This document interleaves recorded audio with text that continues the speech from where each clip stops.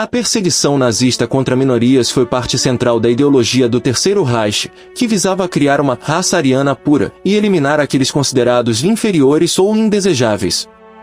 O regime nazista, liderado por Adolf Hitler, perseguiu diversas minorias, levando à morte de milhões de pessoas entre 1933 e 1945. Os judeus, como sabemos, foram o principal alvo do ódio nazista, resultando no genocídio conhecido como Holocausto. 6 milhões de judeus foram sistematicamente exterminados em campos de concentração e extermínio como Auschwitz. O Holocausto também vitimou ciganos, testemunhas de Jeová, pessoas com deficiências, comunistas e eslavos. Neste vídeo falaremos sobre a perseguição implacável nazista contra os homossexuais, especialmente contra os homens gays.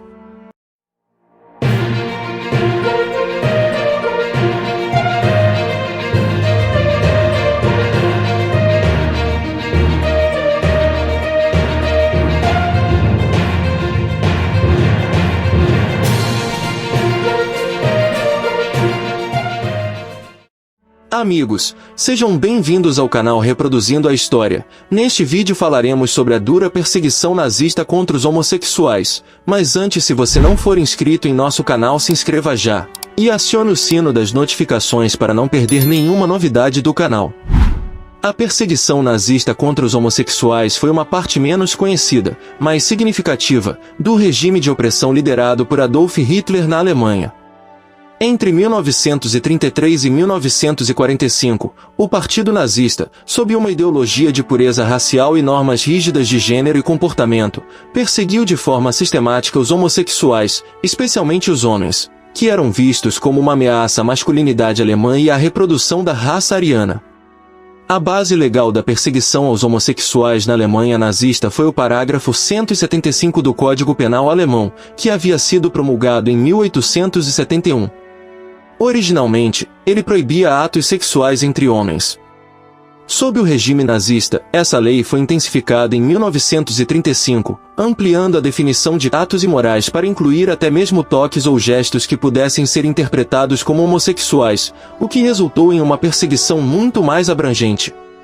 Embora a perseguição nazista aos homossexuais tenha sido ampla e generalizada, poucos indivíduos são famosos em uma escala global por terem sido alvos diretos dessa repressão. No entanto, alguns casos envolvendo figuras públicas, artistas e intelectuais chamaram a atenção. Por exemplo, Gad Beck, um judeu alemão e ativista gay, foi um dos poucos sobreviventes da perseguição dupla do regime nazista por ser judeu e homossexual.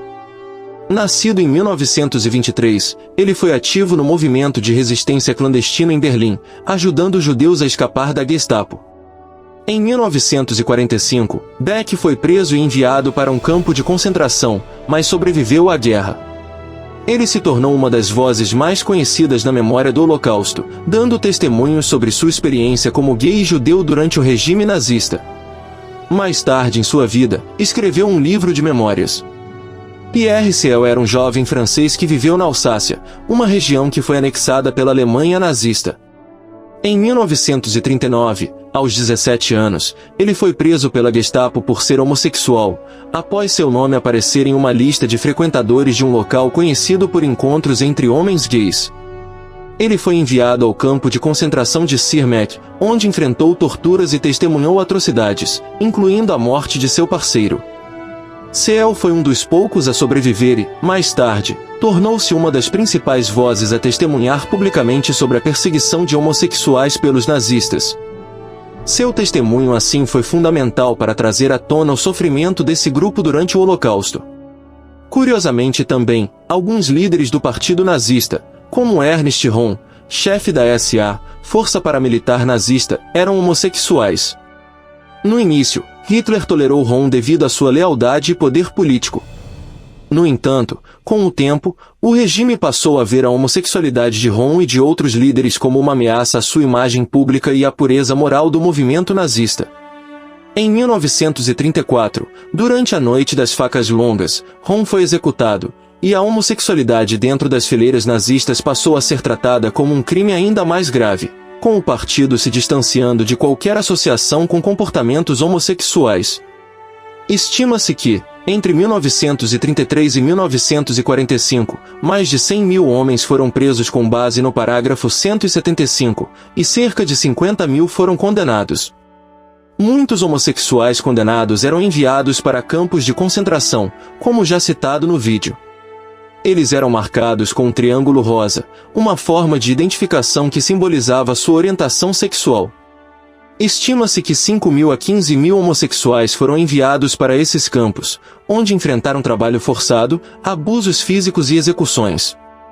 Sachsenhausen, localizado próximo a Berlim, foi um dos campos onde muitos homossexuais foram presos. As condições eram extremamente severas, e os homossexuais enfrentavam grande discriminação e abusos, tanto pelos guardas quanto por outros prisioneiros.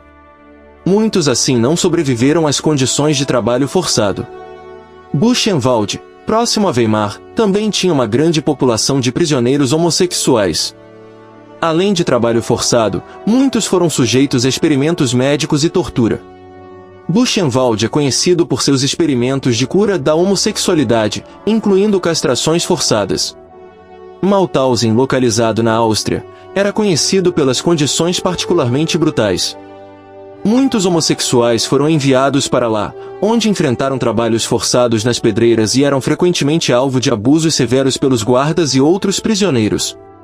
Vale a pena salientar, embora Auschwitz seja mais lembrado pelos horrores do Holocausto contra os judeus, também prisioneiros homossexuais foram enviados para lá. No entanto, comparado a outros campos, a presença de homossexuais em Auschwitz foi menor, já que o campo era principalmente destinado a judeus, ciganos e prisioneiros políticos.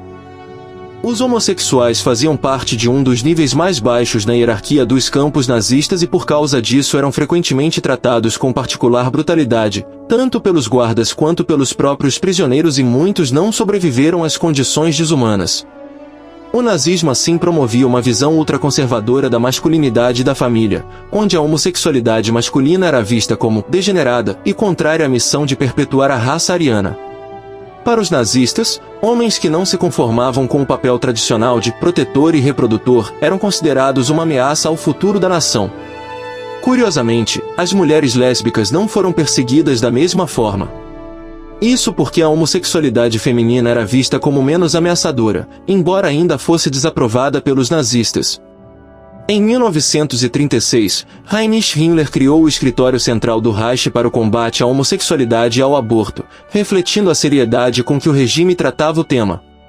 O objetivo era encontrar, processar e punir os homossexuais de maneira dura e sistemática. Algumas autoridades nazistas acreditavam que a homossexualidade poderia ser curada através de trabalho forçado e reeducação. Houve casos de homossexuais que foram forçados a se submeter a castrações e experimentos médicos cruéis para tentar corrigir seu comportamento. A maioria dos homossexuais perseguidos durante o regime nazista era composta por pessoas comuns, cujas vidas foram tragicamente destruídas, e muitos dos sobreviventes enfrentaram décadas de silêncio e vergonha após o fim da guerra. Após a Segunda Guerra Mundial, os sobreviventes homossexuais dos campos de concentração enfrentaram uma dura realidade. Diferentemente de outros grupos perseguidos pelos nazistas, os homossexuais não foram reconhecidos imediatamente como vítimas da perseguição nazista. Muitos continuaram a ser estigmatizados, e o parágrafo 175 permaneceu em vigor na Alemanha Ocidental até 1969, em versões mais brandas. Só nas últimas décadas o sofrimento dos homossexuais durante o Holocausto passou a ser amplamente reconhecido. Em 1985, o então presidente da Alemanha Ocidental, Richard von Weizsäcker, mencionou pela primeira vez as vítimas homossexuais em um discurso oficial. Desde então, monumentos e memoriais, como o Triângulo Rosa em Berlim, foram erguidos em sua homenagem. Em 2002, o governo alemão anulou as condenações daqueles presos sob a legislação nazista anti-homossexualidade, e em 2017, os sobreviventes foram oficialmente reabilitados e receberam enfim algumas compensações do governo alemão. O Triângulo Rosa, que uma vez foi um símbolo de opressão e vergonha, foi ressignificado após a guerra como um ícone de resistência e orgulho na luta pelos direitos da comunidade LGBT. Se você chegou até aqui, se inscreva em nosso canal e acione o sino das notificações para não perder nada. Desde já, muito obrigado a todos e até o próximo vídeo.